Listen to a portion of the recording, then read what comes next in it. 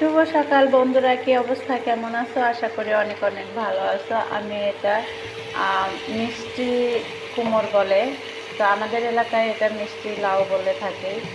তো সেই মিষ্টি লাউ, এটা হচ্ছে পাহাড়ি মিষ্টি লাউ। তো তোমাদের এর আগের একটা ভিডিওতে দেখিয়েছিলাম এই মিষ্টি লাউটা। তো সেই মিষ্টি লাউটা আমি রান্না করছি। এই মিষ্টি লাউ নাকি অত্যন্ত মিষ্টি হয়ে থাকে। দেখবো আজকে খেয়ে কেমন কি অবস্থা। ভালো করে কষিয়ে আমি ঝোল দিয়ে দিলাম, কিন্তু চিংড়ি মাছ দিয়ে রান্না করতেছি। তো দেখা যাক রান্নাটা করার পর খেতে কেমন হয়।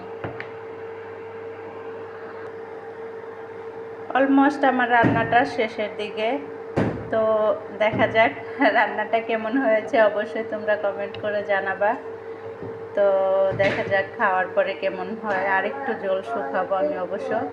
তো সবাই ভালো থাকো, সুস্থ থাকো, আল্লাহ হাফেজ।